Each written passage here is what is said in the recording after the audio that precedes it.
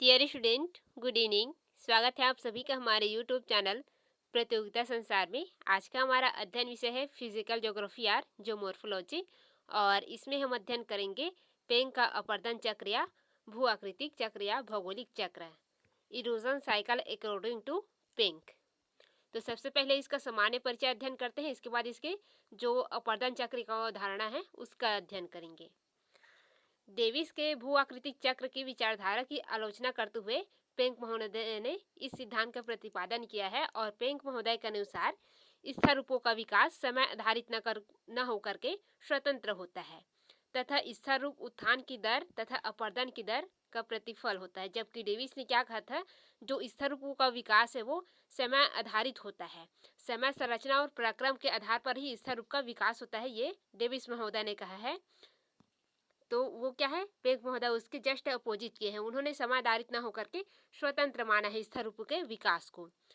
और दूसरी बात यह है कि डेविस महोदय ने कहा था कि स्थलरूपों का उत्थान पहले होता है, उत्थान के समाप्ति के बाद अपर्दन कार्य होता है। लेकिन यहाँ पर जो डेविस महोदय हैं उनके अनुसार स्थलरूप का उत्थान और उसका अपर्दन दोनों एक साथ होता है, और ये जो स्थलरूप का जो विकास होता है वो इन्हीं दोनों के प्रतिफल है।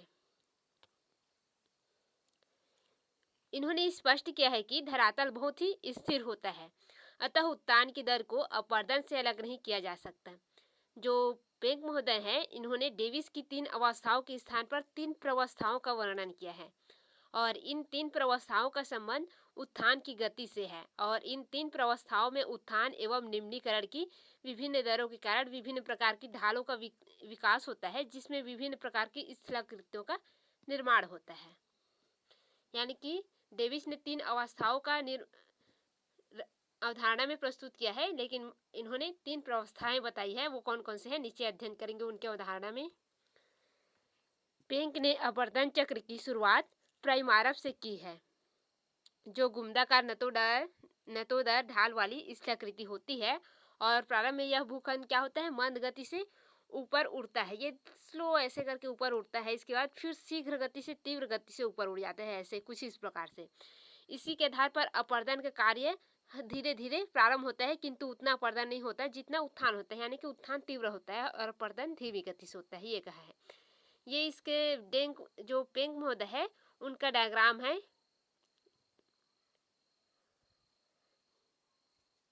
ग्राफ द्वारा उनका प्रदर्शन है। इसमें ये कहा गया है कि ये क्या है आपका, ये प्राइमारव का प्रारंभिक अवस्था है जिसमें निम्न उत्थान होता है। इसके बाद क्या होता है, उत्थान की दर बढ़ती जाती है। इसके बाद क्या होता है, ये मध्यम अवस्था है आपका, उत्थान धीरे धीरे क्या हो जाता है, इसमें समाप्ति होती जाती है, और लास्ट में क्या बचता है, इंसेलबर्ग। और इंसेलबर्ग जब समाप्त हो जाता है तो यहाँ पर से एक इंड्रफ बच जाता है, यानी कि एक समतल भूखंड कहते हैं जिसको इंड्रफ के नाम से जाना जाता है। ये क्या है आपका, इंसेलबर्ग, जो क्या है, एक कठोर टीला है। समतल भूखंड में एक कठोर टीला को इंसेलबर्ग कहते हैं, और जो इंसेलबर्ग क्या हो जाता है, अपर्दन के कारण ये भी समाप्त हो जाता है। फिर क्या बच जाता है, केवल आपका समतल मैदान बन जाता है, जिसको जो पेंक महोदय है उन्होंने इंड्रफ कहा है। यह है इसकी स्थलाकृति। अब इसकी आगे की अध्ययन करते हैं। उत्थान के दर के अनुसार जो पेंक महोदय हैं उन्होंने जो अपर्दन चक्र है उनकी 3 प्रवस्थाओं या अवस्थाओं में बांटा है, तो वो कौन कौन से है इसका अध्ययन करते हैं। इनकी फर्स्ट जो अवस्था है वो है अफस्थि जिंडे इंटी वक्लुंग। ये अपने भाषा में लिखे हैं इसको, इसलिए आपको अजीब लगेगा, या इसको हिंदी में हम कह सकते हैं उत्थान की तीव्र दर की अवस्था। फिर सेकेंड अवस्था है उनकी ग्लिफार्मिंग इंटू वक्लुंग, और इसको हिंदी में कह सकते हैं उत्थान की सामान्य दर की अवस्था। और फिर है अवस्थि जिंडे इंटू वक्लुंग, उत्थान की घटती दर की अवस्था। ये 3 अवस्थाएं पेंक महोदय ने बताए हैं। अब सबसे पहले हम इस अध्ययन करते हैं अफस्थि जिंडे इंटू वक्लुंग का, यानी कि प्रथम अवस्था का, जिसमें उत्थान तीव्र दर की अवस्था होती है।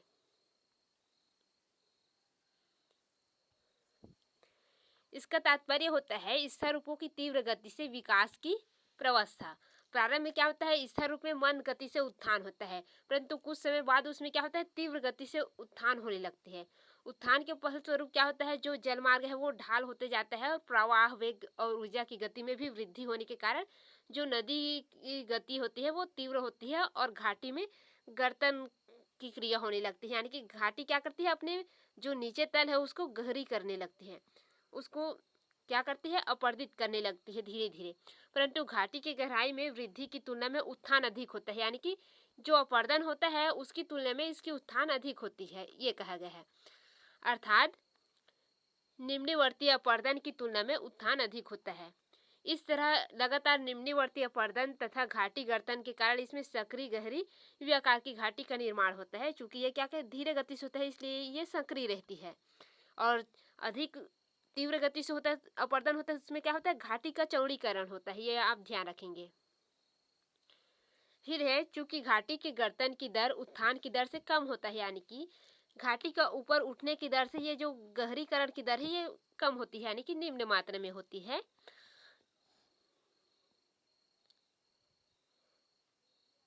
अतः इसमें क्या होता है, निरपेक्ष उच्चावच, यानी कि जो वास्तविक उच्चावच होती है इसमें निरंतर वृद्धि होती जाती है।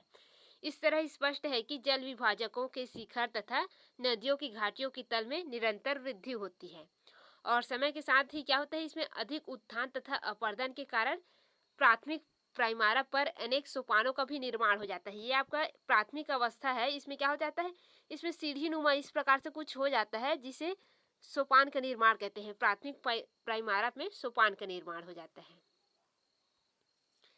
विभिन्न तलों पर विकसित इन सोपानों को पिडमांट ट्रेपेन कहा जाता है।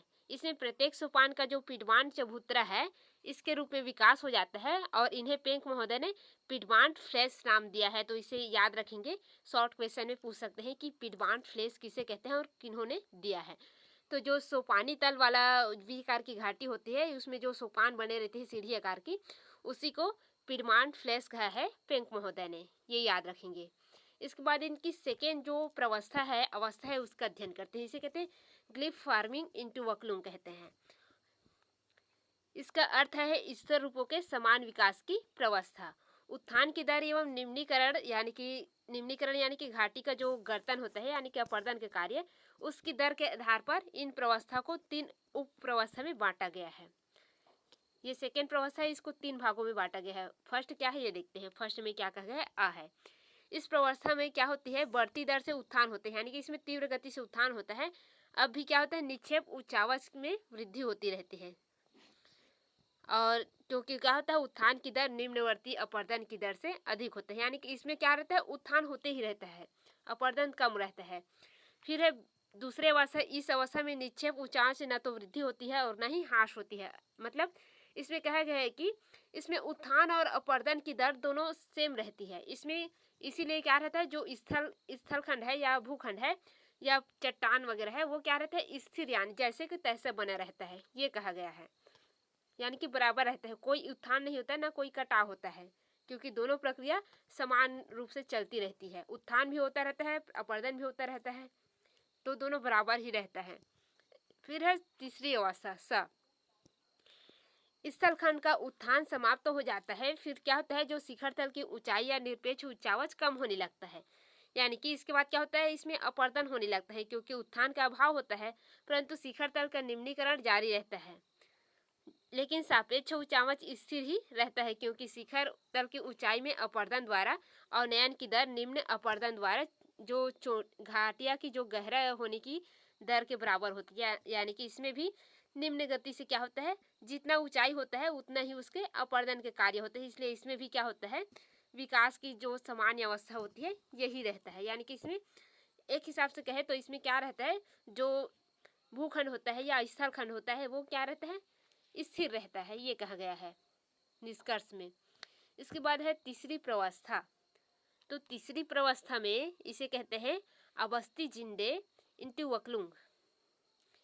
इसका अर्थ है या तात्पर्य है स्थिर रूपों का घटती दर से विकास की प्रवस्था। यानी कि इसमें क्या होता है, पहले क्या हुआ, स्थिर रूपों का विकास हुआ यानी कि तीव्र विकास हुआ। फिर सेकेंड अवस्था में क्या कहा गया, वो स्थिर रहा। फिर तीसरी अवस्था में क्या हुआ, उसका घटता दर हुआ, यानी कि स्थिर रूपों का ह्रास होने लगा। इस प्रवस्था में क्या हुआ, पार्श्विक अपर्दन लंबवत या निम्नवर्ती अपर्दन की तुलना में बहुत अधिक होती है, यानी कि चौड़ीकरण अधिक होता है, जिसकी वजह से घाटी के गहरा होने की तुलना में घाटी के चौड़ा होने की प्रक्रिया अधिक सक्रिय हो जाती है और स्थिर रूपों में प्रगामी ह्रास होता है, यानी कि स्थिर रूपों में ह्रास होने लगता है। और जो अपस्थि जिंडे इंटू अगलों के अंत में इस तरह विस्तृत सतह के मैदान का निर्माण होता है, जिसे इंड्राफ नाम दिया है इन्होंने। जैसे कि डेविस महोदय ने पेनीप्लेन नाम दिया है, उसी प्रकार इन महोदय ने इंड्राफ नाम दिया है इसको, जिसे डेविस ने पेनीप्लेन नाम दिया है। ठीक है, तो ये याद रखेंगे। जो अंत की जो स्थलाकृति निर्माण होती है संप्रदाय मैदान, इसे इंड्राफ नाम दिया है पेंक महोदय ने। अब इसका मूल्यांकन देखते हैं, यानी कि इसके निष्कर्ष। तो जो ध्रुव जर्मन भाषा में यानी कि जर्मनी भाषा में जो प्रकाशन तथा अंग्रेजी अनुवादकों द्वारा जो पेंक महोदय का जो मॉडल है या उसके अपर्दन चक्र है, उसका अनुवाद एवं व्याख्या के कारण स्थलाकृतियों के विकास के मॉडल की जो प्रारंभ में सही व्याख्या नहीं हो पाई थी, यानी कि जो जर्मनी भाषा उसमें प्रकाशन और अंग्रेजी अनुवादक द्वारा इसका गलत व्याख्या की गई, जिसकी वजह से पेंक से संबंधित जो मॉडल है वो अमेरिका में उसी तरह निर्ममता के साथ आलोचना की गई जिस तरह डेविस के मॉडल को जर्मनी में दुर्गति की गई। यानी कि डेविस महोदय के जो अपर्दन चक्र है उसका जर्मनी में तीव्र गति से विरोध किया गया था, उनकी आलोचना की गई थी। उसी प्रकार पेंक महोदय के जो अपर्दन चक्र है उसकी आलोचना अमेरिका में की गई। अमेरिकी भूवैज्ञानिकों ने पेंक द्वारा प्रस्तुत ढालों के समांतर निर्वर्तन एवं भूपटल में सतत संचलन की संकल्पना पर विरोध प्रकट किया, जबकि ये तथ्य है ही नहीं इनके अपर्दन चक्र में। इनको अंग्रेजी में अनुवाद किया गया तो इसमें थोड़ी समस्या आ गई, जिसकी वजह से ये शब्द उभर कर सामने आई जिसका विरोध लोग करते हैं, जो कि वास्तव में है ही नहीं।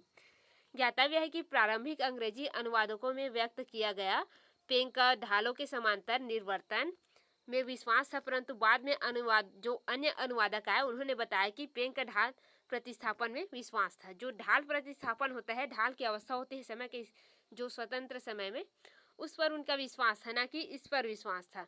लेकिन उन्होंने गलत समझ लिया, इसलिए इनकी घोर निंदा किया।